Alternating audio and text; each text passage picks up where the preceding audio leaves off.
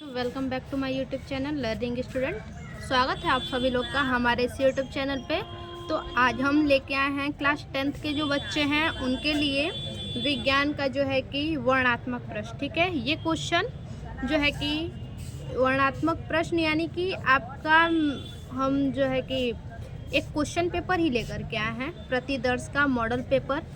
ठीक, ऐसा नहीं सोचिएगा कि क्वेश्चन कॉपी पे नोट है। उस क्वेश्चन को मैंने कॉपी पे नोट करके आपको बताने जा रही हूँ। ठीक है, तो उसी क्वेश्चन को मैंने कॉपी पे नोट कर लिया है। तो देखिए, वर्णनात्मक प्रश्न है, ऑप्शनली प्रश्न हमने नहीं आपको यहाँ पे लाया है। और वर्णनात्मक प्रश्न खंड क, देखिए इसका पहला प्रश्न क्या है। पहला प्रश्न है, उत्तल दर्पण तथा उसके फोकस के बीच स्थित वस्तु के बने प्रतिबिंब की स्थिति तथा प्रकृति को आवश्यक किरण आरेख द्वारा समझाइए। ठीक है, क्या कह रहा है क्वेश्चन की उत्तल दर्पण है। ठीक, उत्तल दर्पण और उसके फोकस के बीच की स्थिति को क्या करना है, बीच स्थित वस्तु। उत्तल दर्पण और उसके बीच में, उत्तल दर्पण और फोकस के बीच में एक वस्तु स्थित है और वस्तु के बने प्रतिबिंब की स्थिति बताना है, उसका प्राकृतिक बताना है। ठीक, जो वस्तु है उसका स्थिति बताना है, प्रकृति बताना है और उसका आवश्यक किरण आरेख भी हमें बताना है, यानी उसका फिगर बनाना है। और ये क्वेश्चन आपका जो है कि 4 नंबर का है, आप देख सकते हैं यहाँ पे ये 4 नंबर के आपके क्वेश्चन है। तो देखिए इसका आंसर होगा, उत्तल दर्पण द्वारा बना प्रतिबिंब सदैव ही वस्तु से छोटा, सीधा, आभासी तथा ध्रुव व फोकस के बीच बनता है। ठीक, फिर से ध्यान दीजिए, उत्तल दर्पण द्वारा बना प्रतिबिंब कैसा होता है, सदैव ही वस्तु से छोटा होता है। जो बीच में यहाँ पे वस्तु रखा गया है, फोकस के बीच स्थित है। उत्तल दर्पण और उसके फोकस के बीच में जो वस्तु स्थित है, तो वस्तु से छोटा प्रतिबिंब कैसा बनेगा, वस्तु से छोटा बनेगा, सीधा बनेगा और आभासी बनेगा तथा ध्रुव व फोकस के बीच बनता है। अब इसका फिगर देखिए, फिगर इस प्रकार से आप बना दीजिएगा, यही आपका फिगर है। ठीक है, ये हमारा फिगर है, यहाँ पे वस्तु रखा गया है। देखिए यहाँ वस्तु है और वस्तु से छोटा प्रतिबिंब यहाँ बना है। ठीक, प्रतिबिंब क्या है, छोटा है, बी डैश जो आपको ये दिख रहा है एरो, ये छोटा प्रतिबिंब है, सीधा है, आभासी है और ध्रुव और फोकस के बीच में है। ठीक, ध्रुव और फोकस यहाँ पे है, इन दोनों के बीच में फिगर है। ठीक है, अब देखिए दूसरा नंबर क्वेश्चन हमारा क्या है। दूसरा नंबर क्वेश्चन हमारा है, दूर दृष्टि दोष क्या है। ठीक, दूर दृष्टि दोष क्या है, इसे किस प्रकार संशोधित किया जा सकता है, ये भी आपका क्वेश्चन जो है कि 4 नंबर का है। तो देखिए दूर दृष्टि दोष क्या है। ठीक, देखिए दूर दृष्टि दोष, इस दोष में व्यक्ति दूर रखी वस्तुओं को स्पष्ट देख सकते हैं। इस दोष में व्यक्ति क्या होते हैं, दूर दृष्टि दोष, यानी दूर की चीजें स्पष्ट दिखेंगी। सीधा एक ट्रिक याद कर लीजिए, दूर दृष्टि दोष का मतलब दूर का साफ दिखेगा, दूर दृष्टि दोष दूर का साफ दिखेगा, निकट दृष्टि दोष निकट का साफ दिखेगा। ठीक, यानी जस्ट उसका अपोजिट जो है कि नहीं दिखेगा। यहाँ दूर दृष्टि दोष है तो दूर का दिख रहा है और पास का नहीं दिख रहा है। देखिए इस दोष में व्यक्ति दूर रखी वस्तुओं को तो स्पष्ट देख सकते हैं, परंतु निकट रखी वस्तुओं को वह सुस्पष्ट नहीं देख पाता। ठीक, इस दोष के कारण निकट रखी वस्तु का प्रतिबिंब दृष्टि पटल पर न बन के, इसका प्रतिबिंब कहाँ बनता है, दृष्टि पटल पे नहीं बनता है, दृष्टि पटल न बनकर उसके पीछे बनता है। अब देखिए इसका निवारण कैसे किया जा सकता है। तो इसका निवारण जो है, इस दोष का निवारण उपयुक्त क्षमता वाले उत्तल लेंस से हो सकता है। इसके लिए कौन सा लेंस चाहिए, हमें उत्तल लेंस चाहिए। अब इसका फिगर देखिए आप किस प्रकार से बनाएंगे। देखिए ये जो फिगर है ये बिना लेंस के है। ठीक, ये बिना लेंस के ये फिगर कहाँ बन रहा है, बिल्कुल पीछे बन रहा है। ठीक, दूरी पे बिल्कुल पीछे बन रहा है। और दूसरा फिगर जो है कि देखिए यहाँ पे हमारा लेंस बना है, तो हमारा फिगर कहाँ बन रहा है, बिल्कुल जगह से बन रहा है। ठीक, और यहाँ क्या हो रहा है कि बिल्कुल पीछे चला जा रहा है। तो आपको ये दोनों फिगर बनाने होंगे। ठीक है, अब देखिए अगला क्वेश्चन। अब देखिए तीसरा क्वेश्चन है हमारा, विद्युत शक्ति से क्या तात्पर्य है। 200 वाट का एक हीटर 250 वोल्ट के मेंस से जुड़ा है, तो गणना कीजिए। क्या गणना करना है? हीटर में प्रवाहित धारा, हमें गणना करना है हीटर में प्रवाहित धारा का। हीटर के तार का प्रतिरोध, जो हीटर है उसके तार का प्रतिरोध क्या है वो ज्ञात करना है। और तीसरा है 10 घंटे में व्यतीत विद्युत ऊर्जा, 10 घंटे में कितना ऊर्जा व्यतीत होता है, ठीक, कितने 10 घंटे में कितना हम विद्युत उपयोग करते हैं, ठीक। तो देखिए पहले हम देखेंगे विद्युत शक्ति से क्या तात्पर्य है। तो देखिए विद्युत शक्ति से क्या तात्पर्य है। विद्युत शक्ति किसी विद्युत परिपथ में विद्युत ऊर्जा के व्यय होने की समय दर को विद्युत सामर्थ्य अथवा विद्युत शक्ति कहते हैं। क्या है? विद्युत शक्ति। विद्युत शक्ति किसी विद्युत परिपथ में, विद्युत शक्ति है वो क्या है, किसी कोई परिपथ है, विद्युत परिपथ है, और उस विद्युत परिपथ में ऊर्जा के व्यय होने की समय दर, उस विद्युत परिपथ में क्या हो रहा है, उस विद्युत परिपथ में जो है कि ऊर्जा व्यय हो रहा है, और उसी ऊर्जा व्यय होने की समय दर, कुछ तो समय लगा होगा ऊर्जा व्यय होने में, तो उसी समय दर को विद्युत सामर्थ्य अथवा विद्युत शक्ति कहते हैं। इसे P से प्रदर्शित करते हैं, इसका मात्रक वाट होता है, ठीक। अब देखिए क्या है, हीटर में प्रवाहित धारा हमें ज्ञात करना है। हीटर में प्रवाहित धारा ज्ञात करना है, तो देखिए P इक्वल टू क्या होगा हमारा, विद्युत शक्ति कितना है 200 वाट, ठीक। P इक्वल टू 200 वाट, उसके बाद वोल्टेज कितना है 250 वोल्ट, और हमें इसमें ज्ञात क्या करना है, हीटर में प्रवाहित धारा। तो हमें पावर पता चल गया, विद्युत शक्ति पता चल गया, और वोल्ट पता चल गया। अब हम पता कर लेंगे कि प्रवाहित धारा क्या है, I हमें ज्ञात करना है। तो किस पे लगेगा ये, P इक्वल टू VI जो फॉर्मूला है उस पे लगाएंगे। देखिए P equal to 200 watt, V equal to 250 watt, ठीक, वोल्ट। उसके बाद देखिए P equal to VI, I हमें ज्ञात करना है, तो I यहाँ से क्या हो, V यहाँ पे नीचे आ जाएगा, P बाई V हो जाएगा यहाँ I, ठीक। तो I equal to P by V। P कितना है हमारा 200 है, और V कितना है 250 वोल्ट है, ठीक। तो यहाँ पे क्या होगा हमारा, यहाँ वोल्ट, ठीक। तो यहाँ क्या हो जाएगा, 0 से 0 कैंसिल। अब यहाँ पे देखिए 5 चौके 20, 5 पंजे 25, ठीक। और इसमें हम भाग देंगे तो हमारा क्या आएगा 0.8 एम्पियर, ठीक। ये हमारा आंसर हो गया। तो हीटर में प्रवाहित धारा क्या होगा 0.8 एम्पियर होगा। उसके बाद दूसरा क्वेश्चन, दूसरा है हीटर के तार का प्रतिरोध।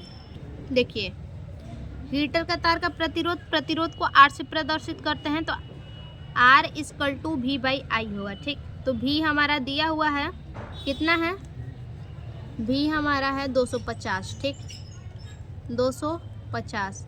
I हमने अभी निकाला 0.8 एम्पियर, यहाँ लिखेंगे 0.8। अब इसको हम गुणा कर देंगे 10 से, ठीक, ऊपर नीचे।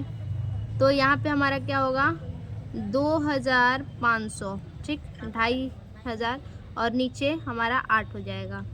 अब इसके बाद इसको 8 से भाग देंगे तो हमारा कितना आएगा 312.5 कैलोरी आएगा, ठीक। इसको हम कैलोरी लिखेंगे, क्योंकि हीटर के तार का प्रतिरोध पूछा है तो वो कैलोरी में ही होगा, ठीक, कैलोरी।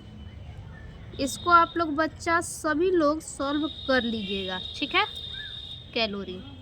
अब इसके बाद तीसरा क्वेश्चन है हमारा 10 घंटे में व्ययित विद्युत ऊर्जा।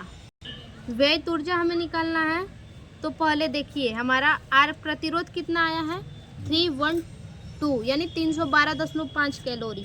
इसको हम किलोवाट में चेंज करेंगे, ठीक।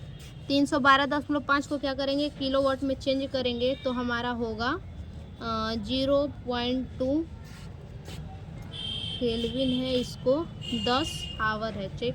तो ये क्या होगा 2 किलोवाट घंटा होगा, ठीक। यानी 10 घंटे में व्यतीत विद्युत ऊर्जा कितना है? 2 किलोवाट घंटा। ठीक, अब 2 किलोवाट घंटा आ गया, ये हमारा आंसर हो गया। अब अगला क्वेश्चन देखेंगे। अगला क्वेश्चन है हमारा 4 नंबर, देखिए। ओम का नियम लिखिए, इसके आधार पर एक ओम को परिभाषित कीजिए। ये हमारा 6 नंबर का क्वेश्चन है। ठीक, ओम का नियम लिखना है और इसके आधार पे एक ओम को परिभाषित करना है। तो देखिए ओम का नियम क्या है?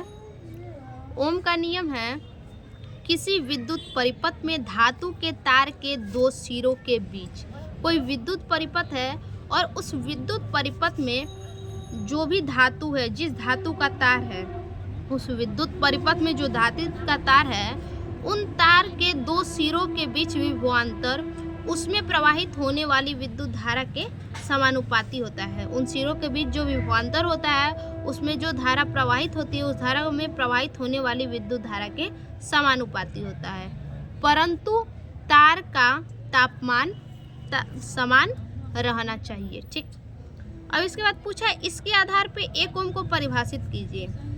तो ये हमारा ओम का जो है कि फॉर्मूला है, V=IR। ये क्या है? विभवांतर धारा के समानुपाती है। ठीक, V=IR।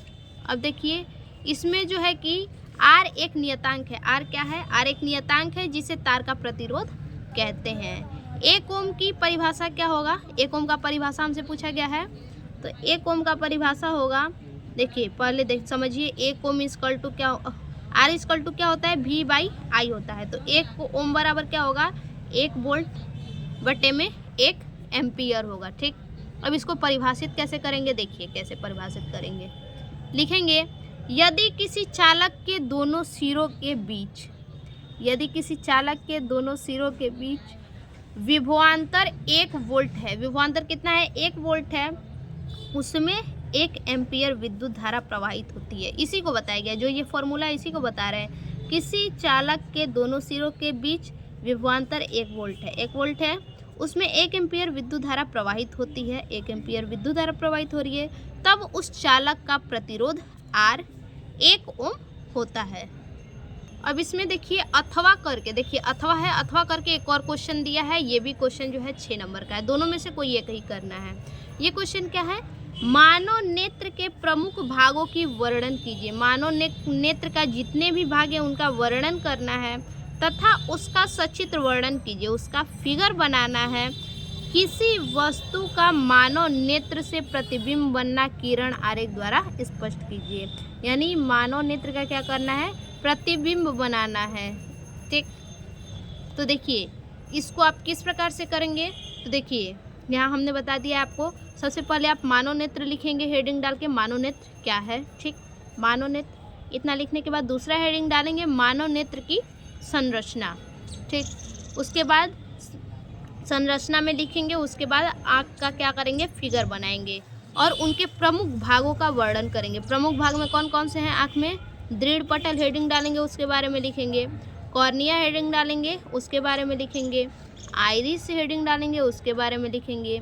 नेत्र लेंस हेडिंग डालेंगे, उसके बारे में लिखेंगे। और कच्चाभ द्रव जो है हेडिंग डालेंगे, उसके बारे में लिखेंगे। उसके बाद है रेटिना। इन सभी को क्या करेंगे? इन सभी के बारे में हम लिखेंगे, क्योंकि ये सब क्या है? मानव नेत्र की ये क्या है? सब एक एक भागों का वर्णन करना है, तो ये सब मानव नेत्र के भाग ही हैं। उसके बाद नेत्र की समंजन क्षमता हेडिंग डाल के लिखेंगे। उसके बाद अंत में जो हेडिंग हमारा रहेगा मानव नेत्र से प्रतिबिंब का बनना। ठीक, ये लास्ट हेडिंग रहेगा, इसके बारे में लिखेंगे और फिर मानव नेत्र से प्रतिबिंब का हम फिगर बनाएंगे।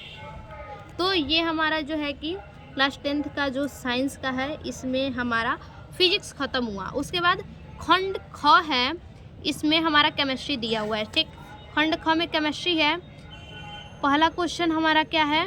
पहला क्वेश्चन है निम्नलिखित अभिक्रियाओं के संतुलित रासायनिक समीकरण लिखिए। ठीक, अभिक्रिया है और इन अभिक्रिया को क्या करना है? संतुलित समीकरण लिखना है। अभिक्रिया क्या है? देखिए अभिक्रिया है calcium hydroxide plus carbon dioxide. Calcium hydroxide की अभिक्रिया कार्बन डाइऑक्साइड से करवाते हैं तो हमें कैल्शियम कार्बोनेट प्राप्त होता है। ठीक, कैल्शियम कार्बोनेट और जल प्राप्त होता है। तो क्या हमें बोला है, रासायनिक समीकरण लिखना है, इसी का हमें संतुलित करके रासायनिक समीकरण लिखना है। तो देखिए ये हमारा हो गया कैल्शियम हाइड्रोक्साइड CaOH का whole twice plus carbon dioxide CO2। उसके बाद क्या बन रहा है, calcium carbonate CaCO3 calcium carbonate हो गया प्लस H2O, ये हमारा जल हो गया।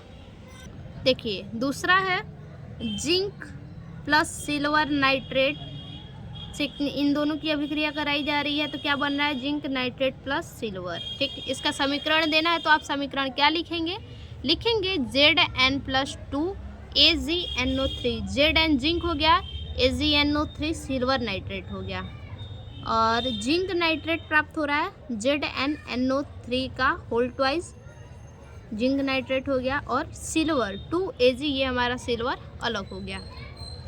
उसके बाद 6 नंबर क्वेश्चन है हमारा, निम्न पर टिप्पणी दीजिए। ठीक, टिप्पणी देना है। क्या टिप्पणी है, क्या होता है जब, केवल रासायनिक समीकरण लिखिए, केवल हमें रासायनिक समीकरण लिखना है, क्या होता है जब। पहला है, ये भी 4 नंबर का है। ठीक, जिसमें पहला है हमारा सोडियम बाइकार्बोनेट। ठीक, सोडियम बाइकार्बोनेट या खाने का सोडा को गर्म करते हैं तो हमें क्या प्राप्त होता है, क्वेश्चन आपको ऐसे ही है। ठीक, अब इसको क्या करना है, यहाँ लिखेंगे सोडियम बाइकार्बोनेट या फिर खाने का सोडा, यही है। ठीक, तो हमें क्या प्राप्त हो रहा है, सोडियम बाइकार्बोनेट से सोडियम कार्बोनेट प्राप्त होता है Na2, देखिए 2NaSCO3 है, तो ये सब 2 है, और ये 3 और 2 है, 3 दूनी 6, 6 ठो हमारा ऑक्सीजन है, बाकी सब 2 है। तो Na2 हो गया, सोडियम यहाँ से ख़त्म, CO3 हो गया, CO3। ठीक, यहाँ पे आ गया। अब 6 था तो 3 CO बचा है और 2 H बचा है, तो H2 यहाँ आ गया, 3 ऑक्सीजन बचा है, 1 ऑक्सीजन यहाँ आ गया। ठीक, तो H2O, 1 कार्बन यहाँ पे, 2 कार्बन यहाँ है, तो 1 कार्बन यहाँ, 1 कार्बन यहाँ, O2, तो O2 क्या हो रहा है, निष्कासित हो जाएगा, तो सोडियम बाइकार्बोनेट हम प्राप्त करेंगे। ठीक, केवल समीकरण ही लिखना है आपको, देखिए केवल रासायनिक समीकरण लिखिए। उसके बाद दूसरा हमारा है, देखिए 4 है, चारों 1-1 नंबर के हैं, यानी 4 नंबर के। दूसरा है अमोनियम क्लोराइड को गर्म करते हैं। अमोनियम क्लोराइड को अगर गर्म किया जाए, हीट किया जाए, तो हमें क्या प्राप्त होगा। देखिए अमोनियम क्लोराइड का फॉर्मूला क्या होता है, फॉर्मूला याद करके रखिएगा। अमोनियम क्लोराइड NH4Cl, ये हमारा अमोनियम क्लोराइड का फॉर्मूला है। इसको गर्म करते हैं तो क्या प्राप्त होता है, अमोनिया प्राप्त होता है, और इधर हाइड्रोक्लोरिक अब बाहर निकल जाता है। ठीक, NH4 NH3 हमने यहाँ लिख दिया, और HCl यहाँ पे हो गया। ठीक, उसके बाद तीसरा है विरंजक चूर्ण। ठीक, विरंजक चूर्ण से क्लोरीन कैसे बनाएंगे, इसको हमें बताना है। तो विरंजक चूर्ण का आपको फॉर्मूला पहले आना चाहिए, सूत्र आना चाहिए। विरंजक चूर्ण का जो सूत्र होगा वो CaOCl2, ये हमारा विरंजक चूर्ण है। इसमें चूर्ण से क्लोरीन कैसे बनाएंगे, अब विरंजक चूर्ण में जो है कि H2SO4 मिलाएंगे, तो हमारा क्या बनेगा, CaSO4 कैल्शियम सल्फेट, ये हो गया हमारा, H2O ये जल हो गया, और यहाँ पे क्लोरीन हमारा प्राप्त हो गया। ठीक, Cl क्लोरीन हमें प्राप्त हो गया यहाँ पे। उसके बाद है सोडियम ऑक्साइड को जल में घोला जाता है। सोडियम ऑक्साइड को जल में घोला जाता है तो हमें क्या प्राप्त होता है। ठीक, देखिए सोडियम ऑक्साइड NaO, ये हमारा हो गया सोडियम ऑक्साइड, H2O ये हमारा जल हो गया। इन सोडियम ऑक्साइड को जल में घोला जाता है तो होता है हमारा NaOH। देखिए O एक ये हो गया, एक ये हो गया, 2 O हो गया, और H2 है। ठीक, यानी 2 ऑक्सीजन है, 2 हाइड्रोजन है, और 2 सोडियम है, तीनों क्या है, 2 है, तो यहाँ हमने 2 लिख दिया, और NaOH सोडियम हाइड्रोक्साइड ये हमारा प्राप्त हो गया। क्या प्राप्त हुआ, सोडियम ऑक्साइड को जल में घोला गया तो सोडियम हाइड्रोक्साइड प्राप्त हुआ। ठीक, तो ये चारों जो हैं कि 4 नंबर के हो गए।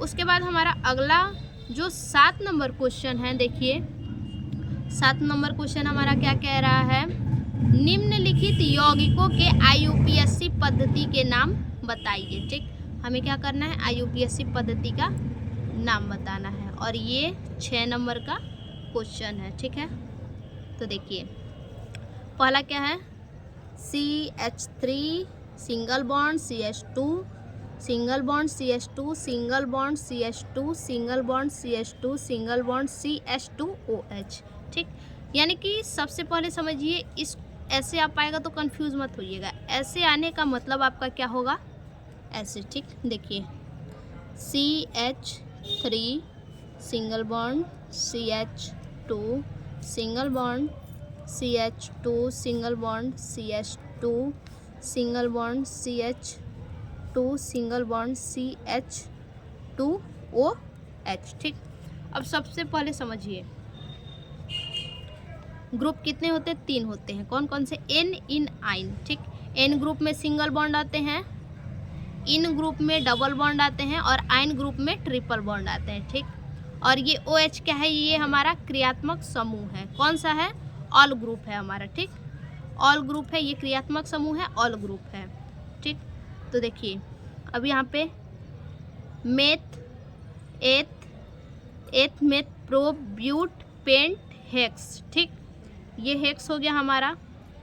और देखिए कैसे बनाएंगे, ये हमारा हेक्स हो गया। हेक्स हमने यहाँ पे लिख लिया। ठीक, हेक्स हमने यहाँ पे लिख लिया। कितने ग्रुप होते हैं, N इन आइन 3 होते हैं। ठीक, तो सिंगल बॉन्ड है तो हमारा N ग्रुप का है। ठीक, हेक्स N। ठीक, हेक्स N हमने लिख लिया, हेक्स N हो गया। और ये ऑल ग्रुप का है ना, अब लिखेंगे ऑल। ठीक, ऑल। अब इसको जोड़ेंगे तो बताइए क्या बन रहा है, ये बनेगा हेक्सेनॉल। ठीक, हेक्सेनॉल। इसका IUPAC नाम क्या हो गया, हेक्सेनॉल। तो यहाँ पे हम लिखेंगे ये है हेक्सेनॉल। ठीक,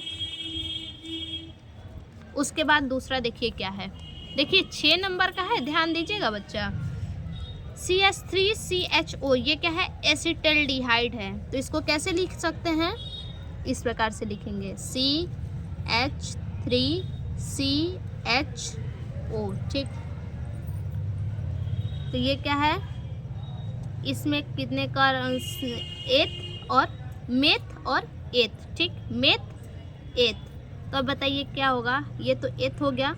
ठीक, और ये ऑल ग्रुप का ये भी है। ठीक, तो ऑल ग्रुप का है, H यहाँ पे O है तो ये ऑल ग्रुप का है। ठीक, तो ये होगा एथेनल। ठीक, एथेनल। ऐसे अगर आपको नहीं समझ में आ रहा है तो यहाँ पे आप ऐसे देख लीजिएगा, CH3CHO। ठीक, अब समझ में आ रहा होगा, मेथ एथ। ठीक, एथेनल। उसके बाद तीसरा है हमारा HC डबल बॉन्ड CH, इसको क्या कहते हैं, एसिटिलीन। ठीक, एसिटिलीन। इसमें क्या है, डबल बॉन्ड है, यानी N इन आइन 3 ग्रुप होता है। हमने अभी आपको बताया N इन आइन 3 ग्रुप होता है। ये किस ग्रुप का है, N में सिंगल बॉन्ड, इन में डबल बॉन्ड, आइन में ट्रिपल बॉन्ड। तो ये इन ग्रुप का है। ठीक, इन ग्रुप का है ये, इन। ठीक, और मेथ एथ। ठीक, तो क्या होता है, एथ पहले लिखेंगे, मेथ एथ एथ।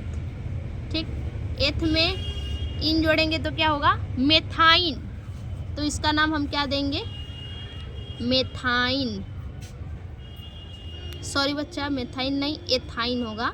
मेथ और एथ, एथाइन। ठीक, ये एथाइन हो गया। उसके बाद चौथा है हमारा, देखिए चौथा है C2H5OH। ये भी ऑल ग्रुप का है, OH। यहाँ पे अभी हमने देखा OH क्या था, ऑल ग्रुप का। मेथेनॉल यानी ऑल ग्रुप का है, तो ये भी ऑल ग्रुप का है। ठीक, इसको हम कैसे लिख सकते हैं, उसको लिखेंगे, देखिए C2H5OH, ऐसे लिख सकते हैं। इसका नाम क्या है, एथिल अल्कोहल। एथिल एल्कोहल, ठीक। तो ये क्या हो जाएगा आपका, इसका नाम होगा, देखिए यहाँ पे कंफ्यूज हो जाएंगे आप लोग, C2H5 है तो यहाँ पे 2 कार्बन है, तो यहाँ पे जैसे हमने देखा मेथ कार्बन, पहला कार्बन मेथ होगा और दूसरा एथ होगा, तो यहाँ C2 दे दिया है, मेथ एथ दोनों हो जाएगा। तो एथ हो गया, एथ में ऑल ग्रुप का है ये और सिंगल बॉन्ड है, ठीक। तो लिखेंगे इसको एथाइन, एथाइन,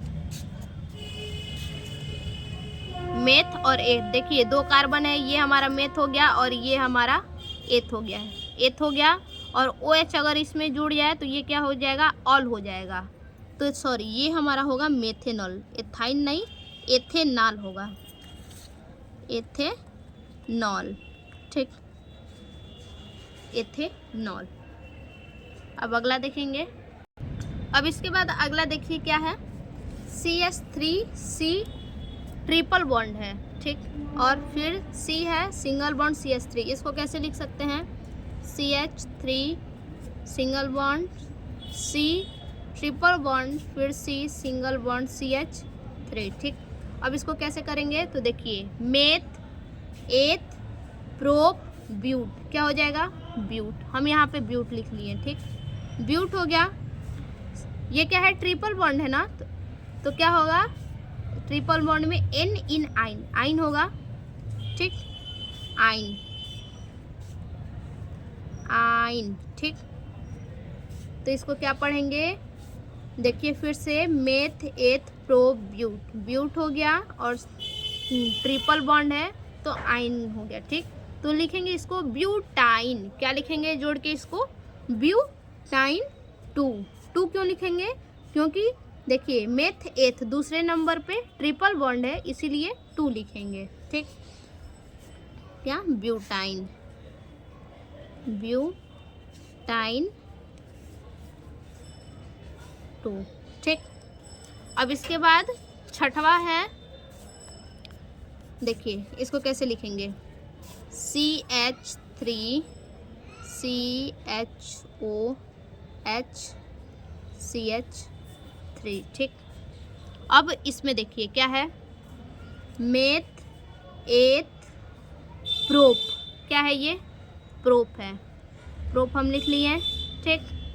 प्रोप ये क्या है, ऑल ग्रुप है, ऑल, ऑल ग्रुप का है और सिंगल बॉन्ड है तो N होगा, ठीक, N होगा, N होगा। अब इसको जोड़िए क्या बनेगा, प्रोपे, प्रोप प्लस N जोड़ेंगे प्रोप और इसको जोड़ेंगे तो प्रोपेन होगा और आल जोड़ेंगे तो प्रोपेनॉल हो जाएगा, ठीक। तो इसको बोलेंगे प्रोपेनॉल, ठीक। ये हमारा प्रोपेनॉल हो गया, प्रोपेनॉल, ठीक। प्रोपेनॉल 2 लिखेंगे, क्यों 2 लिखेंगे, क्योंकि दूसरे नंबर पे हमारा OH है इसीलिए हम प्रोपेनॉल, ठीक है। अब देखिए अगर ये नहीं आप कर पाते हैं तो इसमें भी अथवा करके एक क्वेश्चन दिया है, देखिए अथवा क्वेश्चन क्या है, निम्नलिखित अभिक्रियाओं में प्रत्येक के रासायनिक समीकरण लिखिए। क्या करना है, अभिक्रिया दिया है इसका हमें रासायनिक समीकरण लिखना है। पहला क्वेश्चन इसमें क्या है, देखिए पहला क्वेश्चन है मरकरी ऑक्साइड, मरकरी ऑक्साइड को हीट किया जाता है तो मरकरी प्राप्त होता है और यहाँ पे क्या प्राप्त होता है उसका हमें यहाँ लिखना है कि क्या प्राप्त होता है, ठीक। उसके बाद आयरन है प्लस कॉपर सल्फेट है, आयरन और कॉपर सल्फेट को अभिक्रिया करवाया जाए तो हमें कॉपर प्राप्त होगा और क्या प्राप्त होगा लिखना है, ठीक। उसके बाद तीसरा है, इसका हमें क्या करना है, समीकरण देना है, ऐसे नहीं लिखना है, ये क्वेश्चन है, आंसर ऐसे नहीं लिखना है। आंसर मैं अभी बता रही हूँ आप लोगों को कैसे लिखना है, ये हमारा क्वेश्चन है, देख लीजिए आप, ये डैश है, यहाँ आपको क्या भरना है, वो भी रासायनिक समीकरण सबका देना है, ठीक है। अब देखिए तीसरा है कैल्शियम कार्बोनेट, कैल्शियम कार्बोनेट को उसमें अपघटन करते हैं तो हमें क्या प्राप्त होता है, कैल्शियम ऑक्साइड प्राप्त होता है और क्या प्राप्त होता है यहाँ भरना है, ठीक है। उसके बाद चौथा है हमारा हाइड्रोजन और क्लोरीन को अभिक्रिया कराते हैं तो हमें क्या प्राप्त होता है, तो जैसे हाइड्रोक्लोरिक, हाइड्रोजन यानी H क्लोरीन Cl, तो हाइड्रोक्लोरिक HCl उसी तरह से हमें लिखना है। उसके बाद पांचवा है जिंक कार्बोनेट। जिंक कार्बोनेट से हमें क्या प्राप्त होता है, टूटता है तो जिंक ऑक्साइड, और क्या प्राप्त होता है यहाँ लिखना है। उसके बाद हमारा जो छठवा है वो है सिल्वर नाइट्रेट से सोडियम आयोडाइड की अभिक्रिया करवाते हैं तो हमें सोडियम नाइट्रेट प्राप्त होता है, और हमें यहाँ क्या प्राप्त होता है वो भरना है। ठीक, तो अभी हमने आपको क्या कहा, इसका समीकरण देना है, क्योंकि यहाँ लिखा है कि समीकरण लिखिए। ठीक है, तो चलिए देखते हैं समीकरण इसका।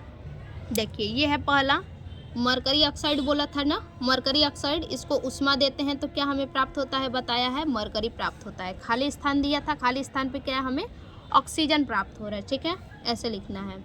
फिर दूसरा क्या है, Fe यानी आयरन।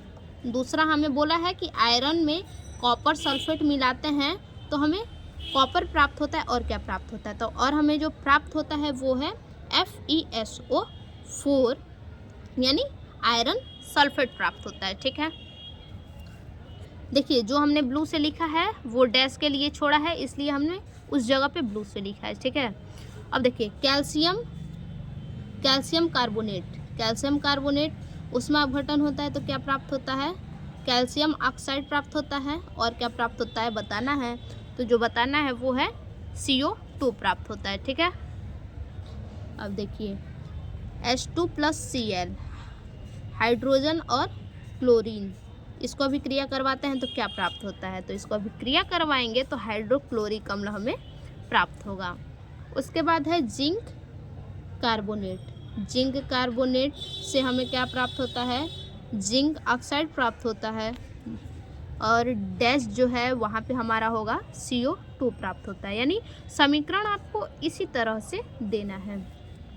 उसके बाद है देखिए दिया है सिल्वर नाइट्रेट। ठीक, सिल्वर नाइट्रेट से हम अगर सोडियम आयोडाइड की अभिक्रिया कराएं तो हमें क्या प्राप्त होता है, सोडियम नाइट्रेट प्राप्त होता है। ये ऑलरेडी दिया है कि सोडियम नाइट्रेट प्राप्त होता है, और क्या प्राप्त होता है, तो सोडियम नाइट्रेट तो यहाँ प्राप्त हो रहा है, और जहाँ डैश है वहाँ हमें प्राप्त होता है सिल्वर आयोडाइड। ठीक, सिल्वर आयोडाइड प्राप्त होता है। ऐसे ही आपको समीकरण देना होगा। देखिए अब हमारा जो है कि केमिस्ट्री खत्म हो गया, अब है खंड ग बायोलॉजी। ठीक है, बायोलॉजी में क्वेश्चन जो है वो है मनुष्य में पाए जाने वाले पाचन एंजाइमों के कार्यों का वर्णन कीजिए। ये क्वेश्चन जो है कि 4 नंबर के हैं। तो देखिए मनुष्य में पाए जाने वाले पाचन एंजाइम कौन कौन से और उनके कार्य क्या हैं। देखिए लिखेंगे मनुष्य में 3 पाचन एंजाइम पाए जाते हैं, लाइपेज, एमाइलेज, ट्रिप्सिन। देखिए ये हमारा गलत है। अगर एग्ज़ाम में आपका गलत हो जाता है तो कुछ नहीं करना है आपको, बस ऐसे क्रॉस कर देंगे, उसके बाद बगल में सही हम लिख देंगे। ठीक है, अब इसके कार्य देखिए, कार्य क्या है, देखिए लाइपेज के कार्य, लाइपेज शरीर में वसा के अवशोषण में सहायता करता है। जो हमारे बॉडी में जो वसा होता है उसका वो अवशोषण करता है, उस वसा का पाचन करता है लाइपेज। उसके बाद एमाइलेज का कार्य देखिए, एमाइलेज ये कार्बोहाइड्रेट को तोड़ने में मदद करता है। एमाइलेज क्या करता है, कार्बोहाइड्रेट को तोड़ने में मदद करता है, यानी कार्बोहाइड्रेट को शर्करा अणु में तोड़ता है। कार्बोहाइड्रेट को किस में तोड़ता है, शर्करा अणु में तोड़ता है एमाइलेज। उसके बाद ट्रिप्सिन, ट्रिप्सिन के क्या कार्य हैं, प्रोटीन को अमीनो अम्ल में तोड़ता है। ट्रिप्सिन क्या करता है, जो प्रोटीन है उसको अमीनो अम्ल में तोड़ता है, यानी प्रोटीन का ये पाचन करता है। ठीक है, तो ये हो गया मनुष्य में पाए जाने वाले जो पाचन एंजाइम हैं उनके कार्यों का वर्णन। ठीक है, ज़्यादा कुछ नहीं लिखना है।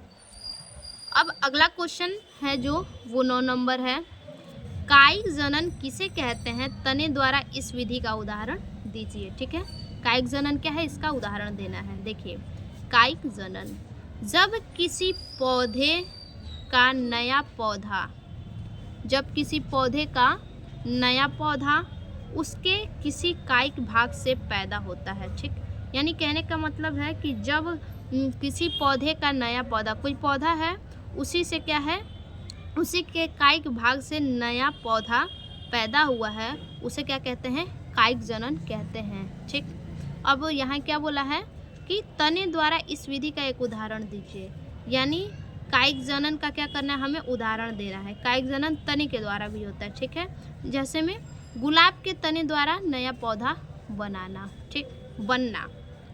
जैसे यहाँ बोला है ना, जब किसी पौधे का नया पौधा उसके किसी कायिक भाग से पैदा होता है। किसके भाग से?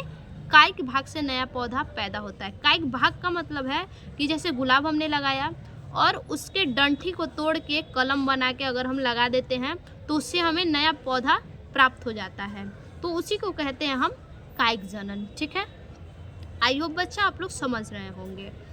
अब अगला क्वेश्चन है हमारा स्वपरागण व परपरागण में अंतर। ये भी क्वेश्चन आपके जो है कि 4 नंबर के हैं। देखिए स्वपरागण में क्या है, स्वपरागण में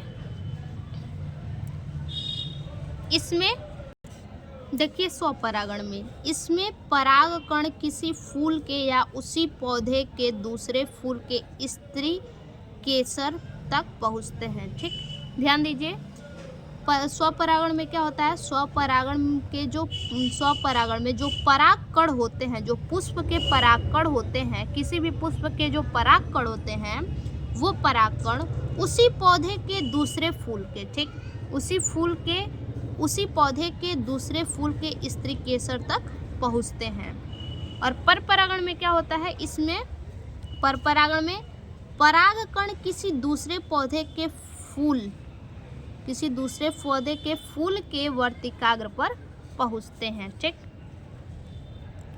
उसके बाद दूसरा है बाहरी माध्यम की आवश्यकता नहीं होती है। स्वपरागण में जो है कि बाहरी माध्यम की आवश्यकता नहीं होती है, वहीं परपरागण में बाहरी माध्यम की आवश्यकता होती है।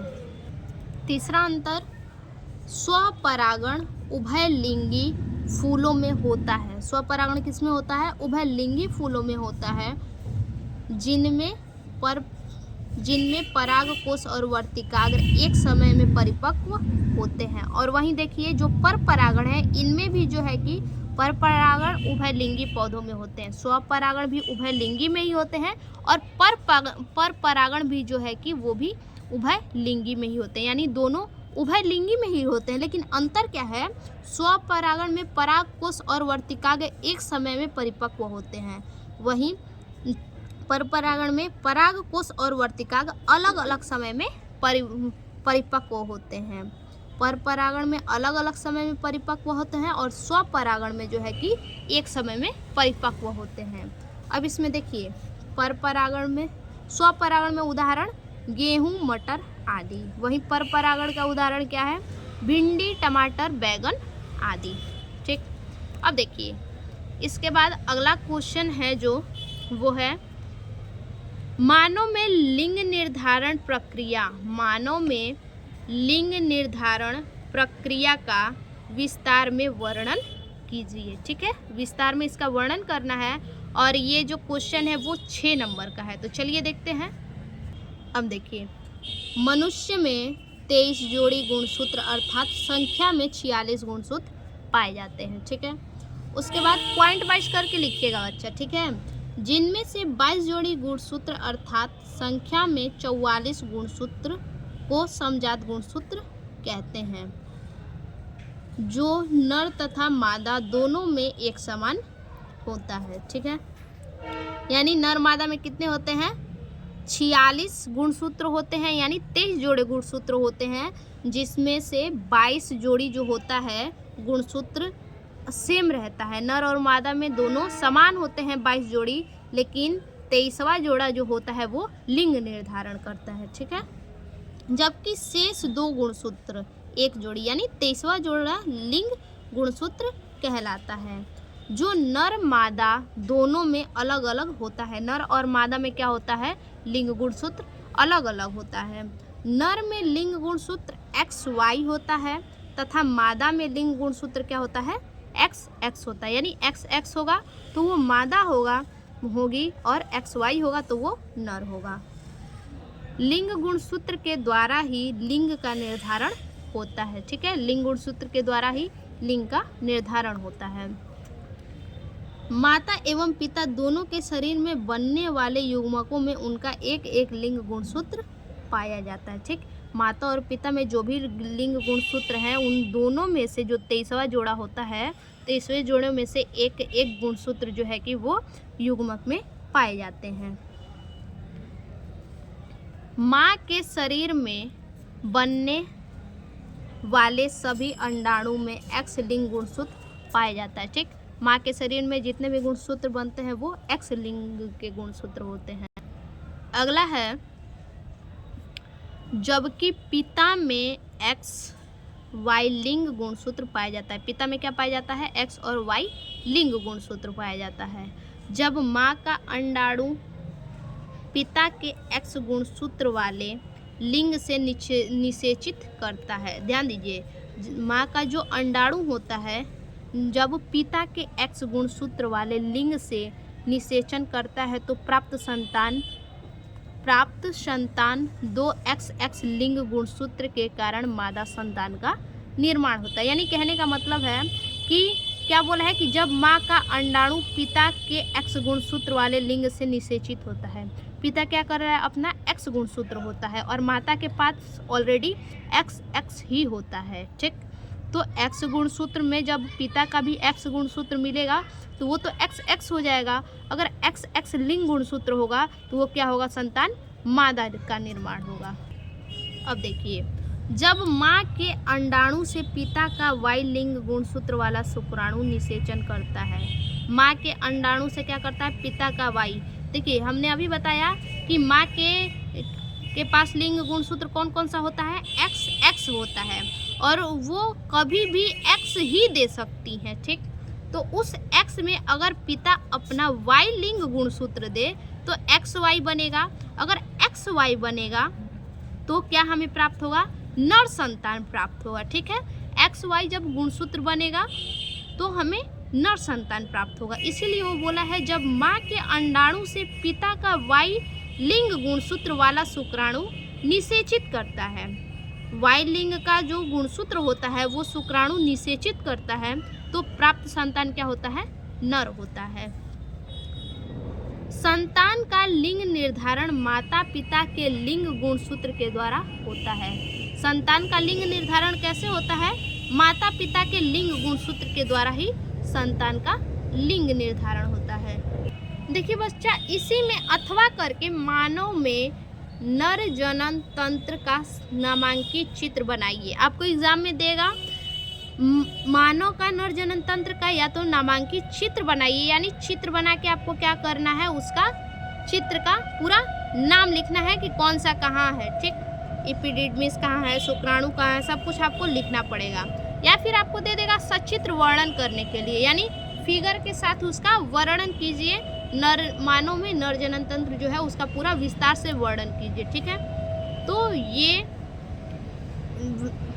जो मानव में नर जनन तंत्र है इसका हम वीडियो जो है कि डिस्क्रिप्शन में डाल दिए हैं, आप वहां से देख लीजिएगा। ठीक है, फिर से मिलते हैं एक और नए वीडियो में, तब तक के लिए धन्यवाद।